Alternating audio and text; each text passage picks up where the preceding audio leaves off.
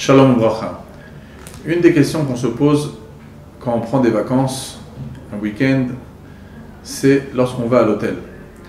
Et dans un hôtel, des fois, on pourrait s'imaginer que c'est pas grave de prendre des serviettes dans l'hôtel ou de prendre certaines choses, certains accessoires de l'hôtel.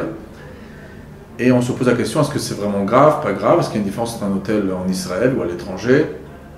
Et également, lorsque des fois on a envie de prendre une chambre, on a un prix lorsqu'on vient avec deux personnes et on a envie de rajouter quelqu'un qui va simplement venir dormir dans l'endroit.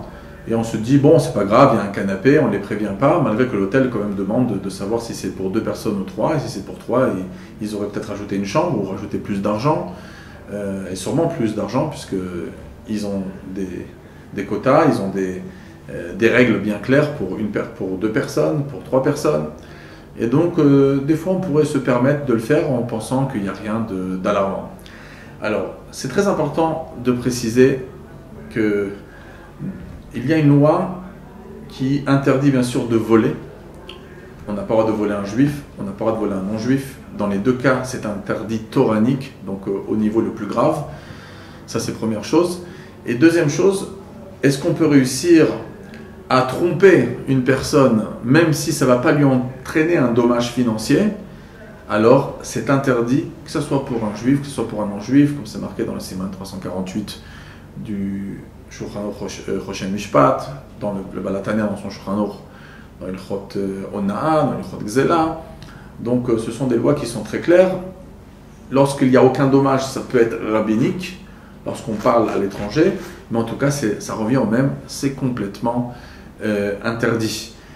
C'est pour ça que de prendre des serviettes, des choses qui appartiennent à l'hôtel, c'est évident qu'un hôtel, il ne veut pas que ça se passe. Il ne peut pas se permettre que tous ses clients récupèrent des serviettes d'un hôtel. Donc c'est du vol, on parle d'une avéra de la Torah et il ne faut pas l'amoindrir, c'est super grave et donc on ne peut pas jouer, même que la somme, même si ce seraient des sommes qui seraient petites, on ne peut pas jouer avec ça.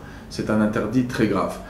Deuxièmement, il y a des fois des choses dans la chambre comme des sachets de thé, ils en mettent un petit peu en abondance. Sur ces choses-là, l'hôtel n'est pas makpi du tout, c'est pas important pour eux qu'on les a tous utilisés, on les a tous récupérés, donc ça c'est pas un problème. Aussi, on a une quantité de petits savons, petites savonnettes posées, là aussi c'est fait pour les clients, et même si la femme de ménage qui est venue en a rajouté comme il se doit, eh ben, il n'y a pas de problème de les récupérer. Par contre, il ne faut pas exagérer. Ça veut dire que des fois, on peut voir que la dame de ménage est là, elle a laissé son chariot dans le couloir et elle est en train de s'occuper d'une chambre à côté. On ne peut pas se permettre d'aller piocher et d'aller se servir des shampoings. Les choses qui nous ont été réservées, c'est OK, mais sinon, c'est un problème. Donc, on ne peut pas s'amuser avec des isurim de la Torah. Et également, pour la question de mettre des personnes en plus dans l'hôtel, c'est non seulement tromper la personne, qu'elle soit juive ou non juive, ça ne change pas du tout, c'est interdit. Et Kalvachomer, lorsque ça coûte de l'argent, et ça coûte de l'argent, ça fait perdre de l'argent à l'hôtel, l'hôtel prend plus d'argent pour ça, et en plus de personnes dans l'endroit, c'est une douche, c'est des toilettes, c'est des papiers toilettes, etc. Donc c'est quelque chose qui coûte, et donc c'est formellement interdit, malgré que des fois ça pourrait nous arranger.